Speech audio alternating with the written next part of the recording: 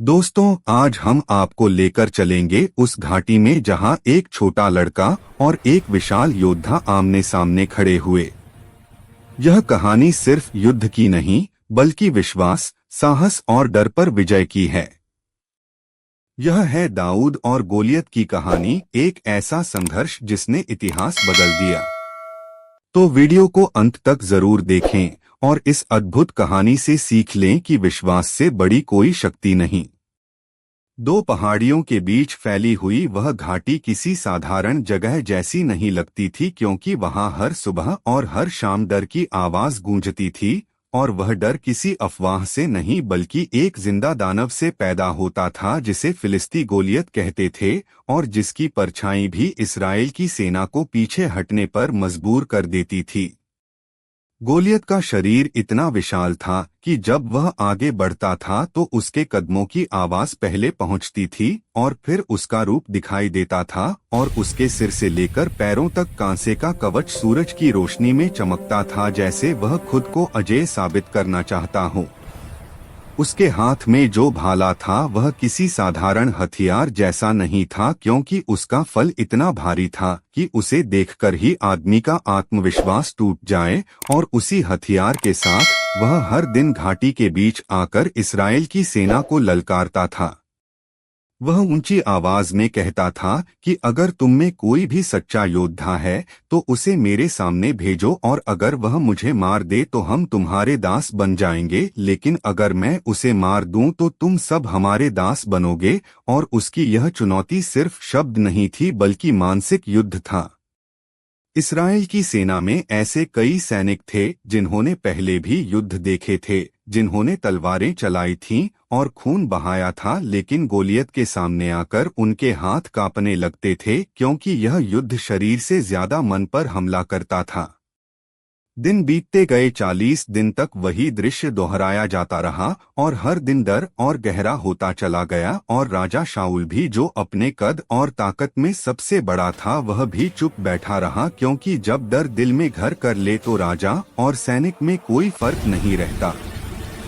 उसी समय बेथलेहम के खुले मैदानों में दाऊद नाम का एक लड़का अपनी भेड़ों के साथ रहता था, और उसकी दुनिया युद्ध शिविरों से बहुत दूर थी, क्योंकि वह तलवार नहीं बल्कि वीणा पकड़ता था। और उसकी रातें तारों के नीचे गुजरती थीं, जहां वह अकेले में परमेश्वर से बातें करता था। दाऊद के लिए साहस का मतलब शोर मचाना नहीं था, बल्कि भरोसा रखना था, और यही भरोसा उसे उन मैदानों में मिला जहां उसने शेर और भालू का सामना किया था, और जहां उसने सीखा था कि ताकत हमेशा आकार में नहीं होती। एक दिन उसके पिता यिशै ने उसे बुलाया और अपने भाइयों के लिए भोजन देकर युद्ध शिविर भेजा, और दाऊद बिना किसी अंदाजे के निकल पड़ा कि वह जिस घाटी की ओर जा रहा है वहां डर और विश्वास आमने सामने खड़े हैं। जब दाऊद शिविर पहुंचा तो उसने सैनिकों की हलचल देखी, लेकिन उनके चेहरों पर युद्ध का जोश नहीं बल्कि चिंता थी। और तभी गोलियत फिर आगे आया, और उसकी आवाज ने पूरे माहौल को फिर से जकड़ लिया। दाऊद ने देखा कि जैसे ही गोलियत बोलता है वैसे ही सैनिक पीछे हट जाते हैं, और यह देखकर दाऊद को हैरानी हुई, क्योंकि वह किसी दानव को नहीं बल्कि डर से भागते हुए इंसानों को देख रहा था। उसने लोगों से पूछा कि यह व्यक्ति कौन है जो जीवते परमेश्वर की सेना को इस तरह ललकार रहा है। और दाऊद के इस सवाल में डर नहीं बल्कि चोट था, क्योंकि उसके लिए यह सिर्फ चुनौती नहीं बल्कि अपमान था। जब दाऊद का यह सवाल लोगों के कानों तक पहुंचा तो कुछ ने उसे पागल समझा और कुछ ने उसे नादान, लेकिन किसी ने यह नहीं सोचा कि शायद यह लड़का वही देख रहा है जो बाकी लोग डर के कारण नहीं देख पा रहे थे। उसे बताया गया कि यह गोलियत है, और जो उसे मारेगा उसे राजा बड़ा इनाम देगा और अपनी बेटी देगा। लेकिन दाऊद के चेहरे पर लालच नहीं आया, क्योंकि उसके लिए यह युद्ध इनाम के लिए नहीं बल्कि सच के लिए था। जब उसके बड़े भाई ने उसे डांटा और कहा कि तू यहाँ क्यों आया है, तो दाऊद चुप रहा, लेकिन उसके भीतर सवाल और भी गहरे होते चले गए, क्योंकि वह यह समझ नहीं पा रहा था कि इतने सारे सैनिकों के होते हुए भी कोई एक कदम आगे क्यों नहीं बढ़ रहा। आखिरकार यह बात राजा शाऊल तक पहुंची, और दाऊद को बुलाया गया, और जब राजा ने उसे देखा तो उसने सामने एक योद्धा नहीं बल्कि एक चरवाहा देखा, लेकिन दाऊद की आंखों में जो भरोसा था वह किसी तलवार से ज्यादा भारी था। दाऊद ने शाऊल से कहा कि वह उस फिलिस्ती से लड़ेगा, और उसने बताया कि कैसे उसने मैदान में शेर और भालू का सामना किया था और कैसे वही परमेश्वर उसे वहां से बचाकर यहाँ तक लाया था। शाऊल ने उसके शरीर पर अपना कवच पहनाया, लेकिन वह कवच दाऊद के लिए बोझ बन गया क्योंकि वह किसी और के अनुभव की तरह था, और दाऊद ने समझ लिया कि वह इस युद्ध में उधार की ताकत लेकर नहीं जा सकता। उसने कवच उतार दिया और सिर्फ अपनी लाठी गोफन और 5 चिकने पत्थर लिए और घाटी की ओर बढ़ा, और उस क्षण ऐसा लगा जैसे डर एक ओर खड़ा है और विश्वास अकेला दूसरी ओर।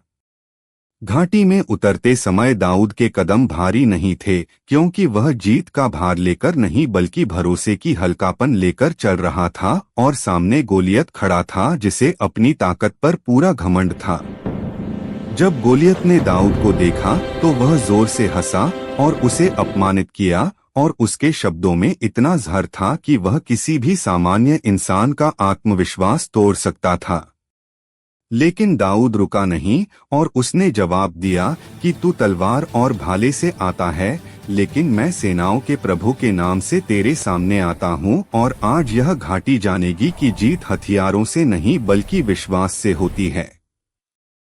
घाटी के बीच वह पल ऐसा था जैसे समय खुद रुक गया हो, क्योंकि एक ओर वह दानव खड़ा था जिसने 40 दिनों तक डर को अपनी आवाज बना लिया था, और दूसरी ओर एक ऐसा लड़का था जिसके पास न तो कवच था न तलवार बल्कि सिर्फ विश्वास था जो दिखाई नहीं देता पर महसूस होता है।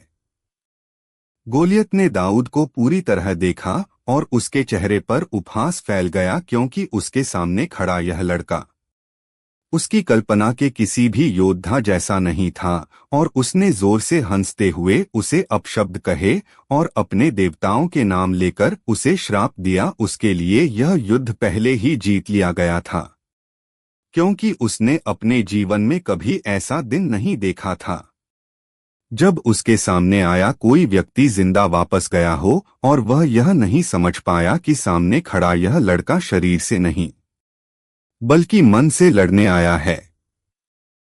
दाऊद ने गोलियत की बातों का जवाब गुस्से से नहीं बल्कि स्पष्टता से दिया, क्योंकि उसके शब्दों में डर नहीं बल्कि घोषणा थी, और उसने कहा कि आज यह युद्ध पूरी दुनिया को यह दिखा देगा कि जीत तलवार और भाले से नहीं बल्कि परमेश्वर पर भरोसे से मिलती है। दाऊद का यह कहना घाटी में गूंज उठा, और इस्राएल की सेना जो अब तक पीछे खड़ी थी उसने पहली बार सिर उठाकर देखा, क्योंकि उनके कानों ने डर के बाद पहली बार विश्वास की आवाज सुनी थी। दोनों एक दूसरे की ओर बढ़ने लगे, और हर कदम के साथ तनाव बढ़ता गया, और सैनिकों की सांसें तेज हो गईं, क्योंकि अब यह साफ हो चुका था कि यह सिर्फ चुनौती नहीं बल्कि निर्णायक क्षण है।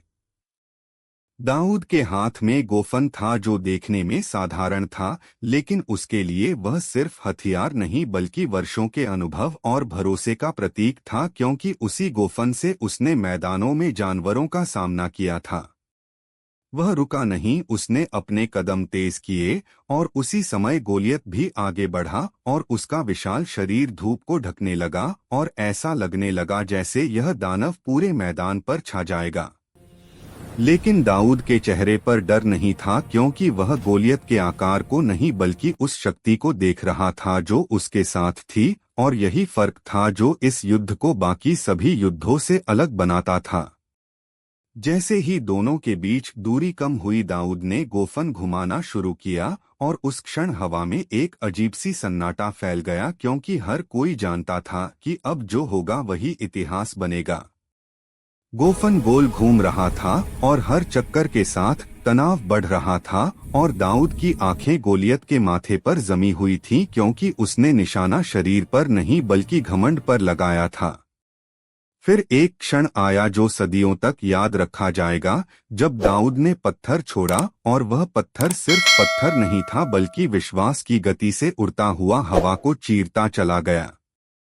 कोई तलवार नहीं टकराई, कोई ढाल नहीं भिड़ी, लेकिन वह पत्थर सीधे गोलियत के माथे में जा धंसा और उस विशाल शरीर ने एक पल के लिए संतुलन खो दिया, जैसे उसे यकीन ही न हुआ हो कि ऐसा भी हो सकता है। गोलियत लड़खड़ाया और फिर पूरी ताकत के साथ जमीन पर गिर पड़ा और उसकी गिरावट के साथ घाटी में ऐसा कंपन हुआ मानो डर खुद धरती पर गिर गया हो। एक पल के लिए दोनों सेनाएं स्तब्ध रह गईं, क्योंकि किसी ने यह दृश्य अपने जीवन में कभी नहीं देखा था कि जो अजय समझा जाता था वह एक ही पल में पराजित हो गया। दाऊद बिना रुके आगे बढ़ा, उसने गोलियत की ही तलवार उठाई और उसका सिर काट दिया, और उसी क्षण फिलिस्ती सेना समझ गई कि उनका डर अब जिंदा नहीं रहा।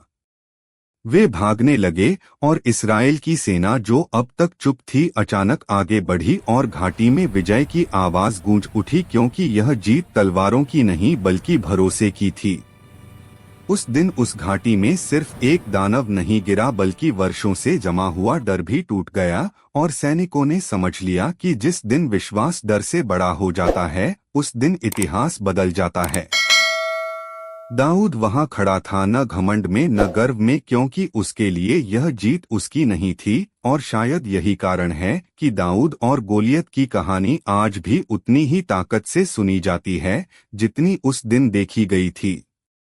घाटी में जहां गोलियत गिरा था वहां अचानक एक सन्नाटा छा गया था, जैसे समय भी उसे देखता रहा हो। सैनिक अपने पैरों पर जम नहीं पा रहे थे, उनके होंठ कांप रहे थे और आंखों में डिसबिलीफ था। कुछ देर के लिए लगता था जैसे विजय भी किसी ख्वाब जैसी हो। दाऊद ने गोलियत की तलवार उठाई और अपने हाथ में पकड़ी, लेकिन उसका चेहरा न घमंड में था न खुशी में, बल्कि शांत और गंभीर था। उसे पता था कि यह सिर्फ युद्ध नहीं था, यह विश्वास की परीक्षा थी, साहस की जीत थी, और उन सभी लोगों के लिए संदेश था जो डर के पीछे छिपते रहे। सभी सैनिकों ने देखा कि दाऊद कितना छोटा लग रहा है, उसके सामने वह विशाल दानव, फिर भी उसने भय को पीछे छोड़ दिया। यह दृश्य केवल शक्ति का नहीं बल्कि दृढ़ निश्चय का था। दाऊद ने धीरे धीरे सैनिकों की ओर देखा और उनकी आंखों में डर अब विश्वास में बदल गया। लोग समझ गए कि असली ताकत बाहरी हथियारों में नहीं बल्कि भीतर की शांति और परमेश्वर पर भरोसे में है। फिलिस्ती सेना जो अपनी जीत के भरोसे से आई थी अब एक ही पल में डर की आग में जलने लगी। उनके चेहरे पर चिंता और हड़बड़ी साफ दिख रही थी। उनका वह विशाल योद्धा जिस पर वे गर्व करते थे अब मैदान पर पड़ा हुआ था, और हर पल यह समझना मुश्किल था कि क्या यह सच हो रहा है। दाऊद का नाम धीरे धीरे पूरे मैदान में फैलने लगा। इस्राएल की सेना अब पीछे नहीं रही। उन्होंने अपने डर को पीछे छोड़ा और धीरे धीरे गोलियत की ओर बढ़ना शुरू किया। यह वृद्धि धीरे धीरे नहीं बल्कि विश्वास की लहर की तरह थी। हर कदम पर वीरता की ऊर्जा बढ़ रही थी। दाऊद ने महसूस किया कि आज केवल वह नहीं बल्कि पूरी सेना ने अपने भीतर छुपा साहस खोज लिया है।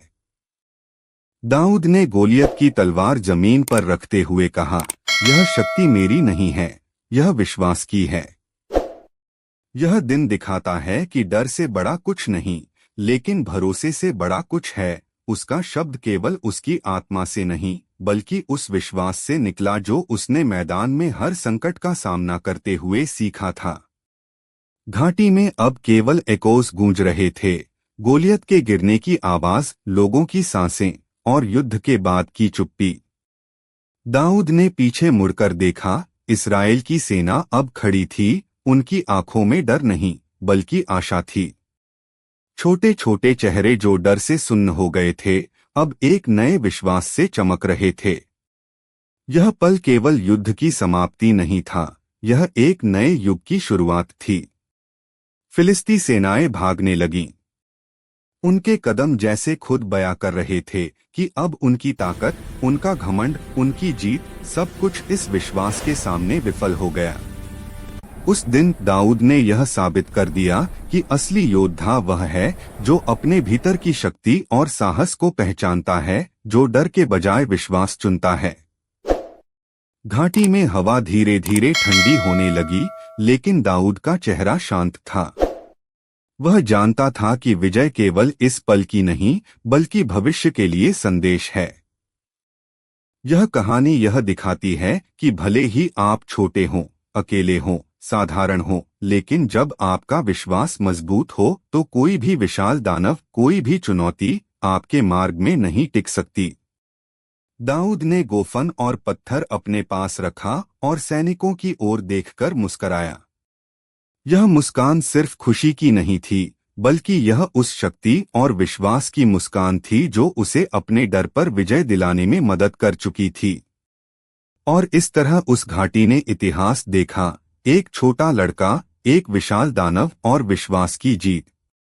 दाऊद और गोलियत की कहानी आज भी हमें सिखाती है कि जीवन में सबसे बड़ा युद्ध डर के खिलाफ होता है, और सबसे बड़ी विजय उस विश्वास की होती है जो हमें भीतर से मजबूत बनाती है। दोस्तों, यह थी दाऊद और गोलियत की कहानी, एक साधारण लड़के की असाधारण जीत। अगर आपको यह कहानी पसंद आई हो तो लाइक और शेयर जरूर करें। कमेंट में बताएं कि आपको सबसे प्रेरक हिस्सा कौन सा लगा। चैनल को सब्सक्राइब करना न भूलें, क्योंकि हम लाते रहेंगे ऐसी ही प्रेरक और रोमांचक कहानियां। धन्यवाद और याद रखिए, भरोसा और साहस से बड़ी कोई शक्ति नहीं। प्रभु आप सभी को आशीष दे। आमीन।